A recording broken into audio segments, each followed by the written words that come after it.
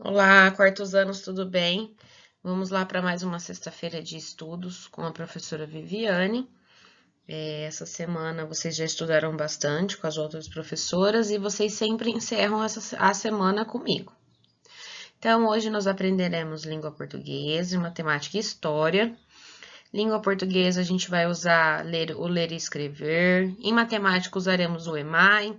E em história eu vou deixar o link para vocês assistirem o vídeo, tá bom? Nós vamos começar então com o ler e escrever, com o livro Ler e Escrever. Vocês vão abrir nas páginas 158 e 159, a atividade A5C.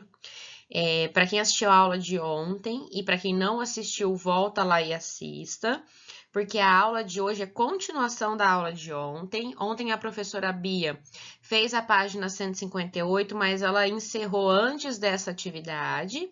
Ela fez até o exercício terminar ali, né, na página 158. E hoje nós faremos a página 158, atividade 5C. Só que essa atividade 5C, ela depende da atividade de ontem, porque ontem ela leu com vocês a carta do leitor, ela explicou quais eram as intenções, a linguagem utilizada, ela explicou para vocês como funciona para fazer essa carta. Eu já havia falado na semana passada um pouquinho sobre a intenção no momento da escrita e quem está lendo, qual é a linguagem que a gente tem que usar, não é verdade? Então, vocês vão agora dar continuidade no exercício. E quem não assistiu a aula da Bia de ontem, da professora Bia de ontem, volta lá e assista antes de continuar essa aula, tá bom? Então, vamos lá. Atividade 5C, da página 158, diz o seguinte: leitura de reportagem relacionada à carta de leitor. Essa carta de leitor foi utilizada ontem, como eu já disse, tá? Número 1. Escreva junto com sua colega, né? No caso, vocês estão em isolamento social, tá cada um na sua casa. Então, você pede aí ajuda de alguém da sua família. Se você tiver um primo em isolamento junto com você, um irmão. Então, você troca uma ideia com a pessoa que tá aí pertinho de você para realizar esse exercício, tá bom? Então, você vai escrever junto com alguém, ou pode ser sozinho também, tá? Não tem problema nenhum. Essa carta é uma opinião, na verdade, né, do leitor, então você vai lê-la de novo, assistir a aula de ontem de novo, e você consegue fazer sozinho. Então, escreva as opiniões do leitor apresentadas na carta de ontem. Então, a carta da professora Bia é esta daí que eu coloquei no slide. Ela já leu e explicou ontem, como eu já disse.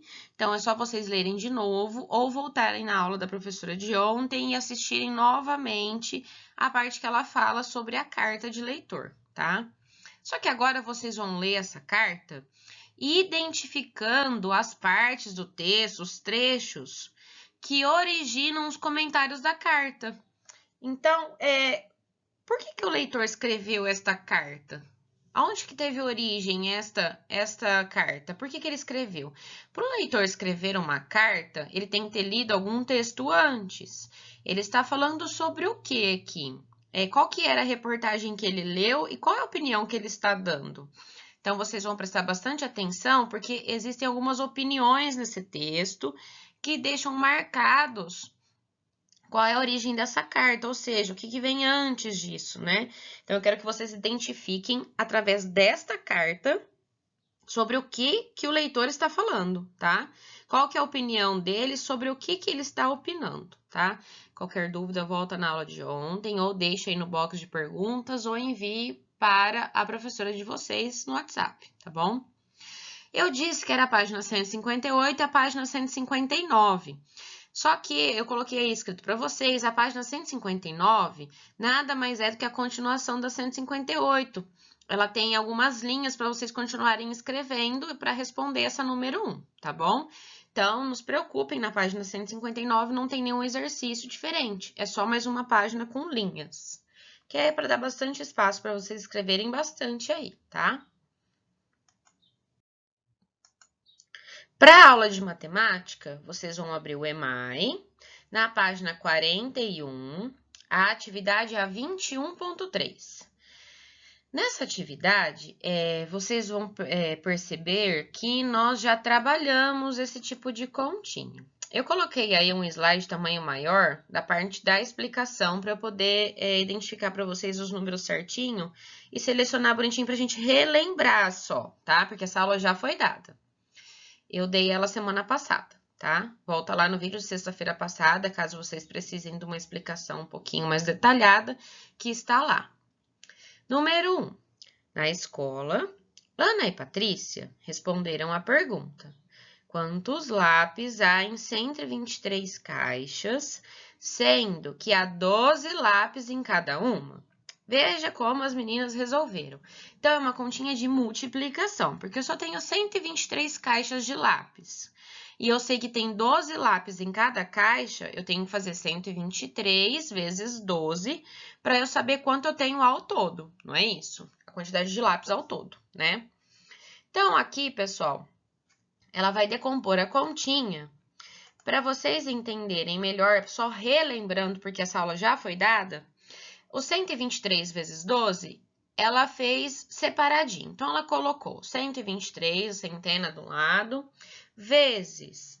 Aí, ela separa a dezena e a unidade, para vocês entenderem melhor e fazer separadamente. Então, ela fez 123 vezes 10 primeiro. Depois, ela fez 123 vezes 2. E embaixo, ela foi colocando essa continha, né? Porque ela vai decompondo a conta. Então, primeiro ela colocou 123 vezes 12, que é igual. Ou seja, é a mesma coisa que 123 vezes 10 mais 2, que é o 12, né, pessoal? Que ela só decompôs, ou seja, ela separou só a dezena e a unidade. Então, primeiro ela fez o 123 vezes o 10, que dá 1.230. Depois ela fez o 123 vezes o 2, que dá 246. Somou os dois resultados, o 1.230 com o 246, e deu 1.476. Então, 123 vezes 12, é igual a 1.476. A Patrícia fez a mesma coisa. 12 vezes 123. Ela só inverteu a ordem, não é isso? Então, ela colocou o número menor primeiro e o número maior depois. Ela decompôs a conta do mesmo jeito, só que nesse caso da Patrícia, ela decompôs a centena. Então, ficou centena, dezena e unidade separadinhas. Então, ficou o 100 mais o 20 mais o 3. O 100 representa as centenas, o 20 a dezena e o 3 a unidade, tá bom? Então, ela fez a mesma coisa que a Ana, só que ela fez ao contrário, né? Ela fragmentou, ou seja, ela separou, decompôs as centenas. A centena. Então, ficou 12 vezes 100, que é igual a 1.200. Depois, ela fez 12 vezes 20, que dá 240. E depois, ela fez 12 vezes 3, que dá 36. Depois, ela fez a mesma coisa, somou 1.200 com 240 e o 36 e deu o mesmo resultado, 1.476.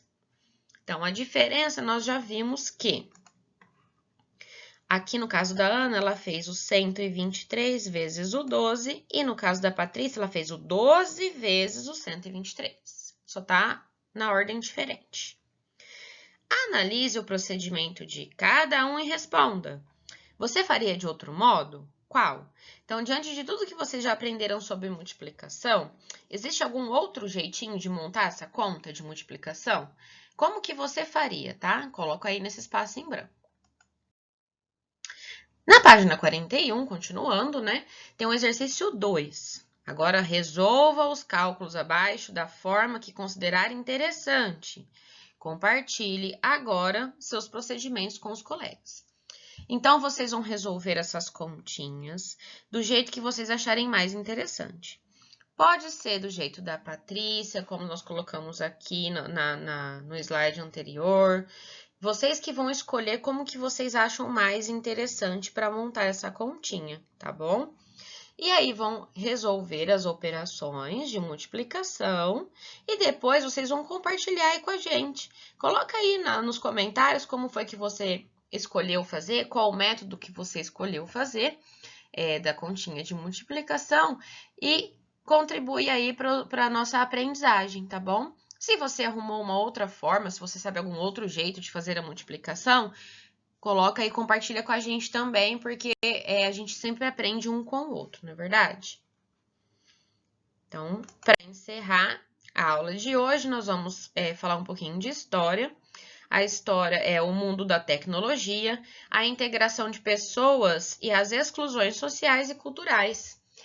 Nada mais atual, né, pessoal, do que falar sobre tecnologia, sobre tudo que acontece na sociedade, na cultura, desde o início, né, da aprendizagem, desde o início das descobertas tecnológicas, né, tudo teve um início.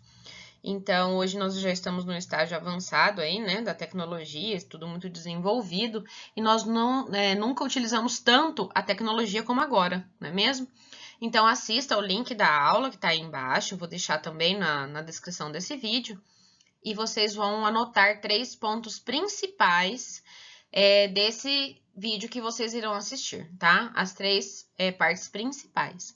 Essa figura que tá aí não é a mesma lá do vídeo, é só uma representação, tá, pessoal? Dos meios de comunicação, que será uma videoaula sobre os meios de comunicação. Então, corre lá, assiste e anota aí os 3 pontos principais sobre esse vídeo super interessante, tá? Um beijo, até a próxima sexta-feira, fica com Deus. Tchau!